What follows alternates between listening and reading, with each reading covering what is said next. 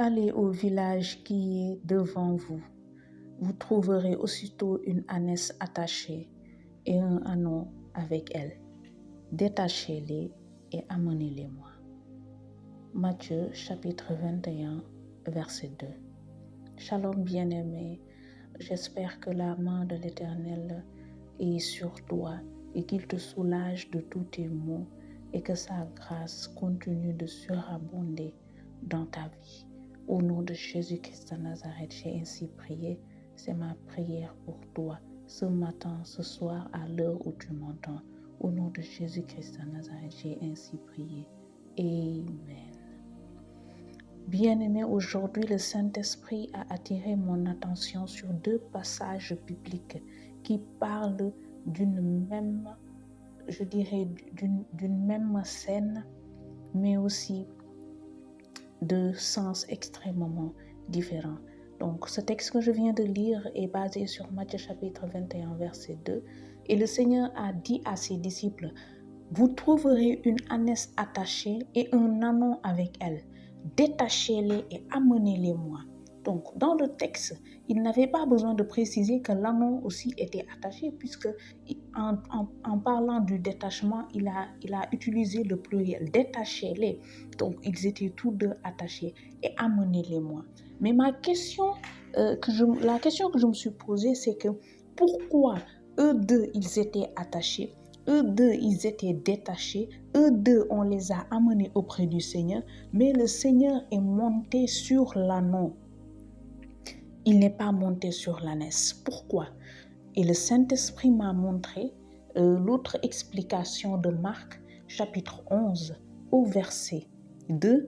Il a précisé ici pourquoi le Seigneur a choisi de s'asseoir sur l'ânon pour entrer à Jérusalem, ou cette scène que tout le monde appelle l'entrée triomphale.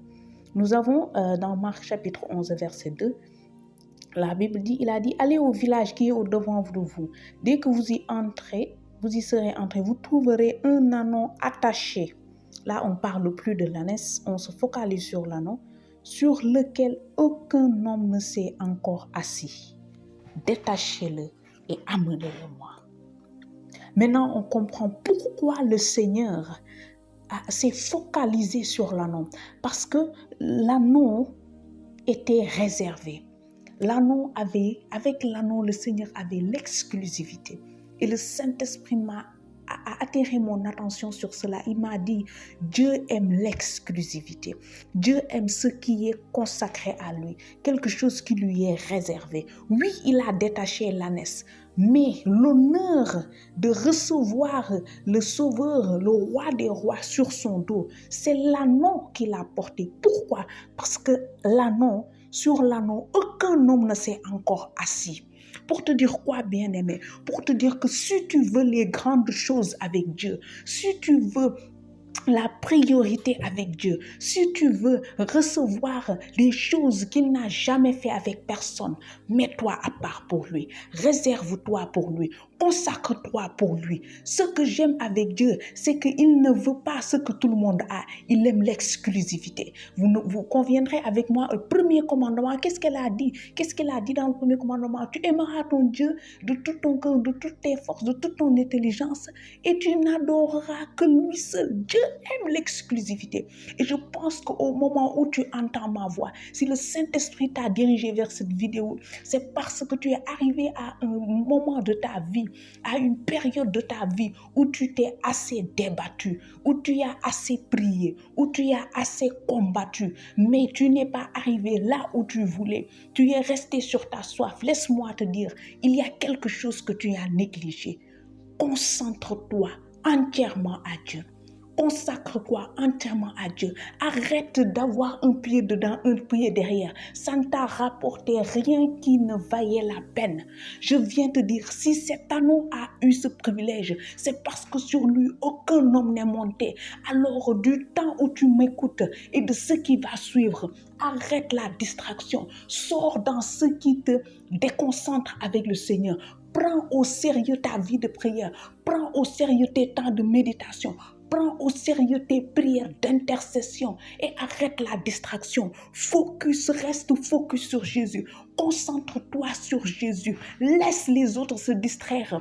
Toi, garde les yeux fixés sur lui. Il a dit, tu es ni chaud ni froid, je te vomirai.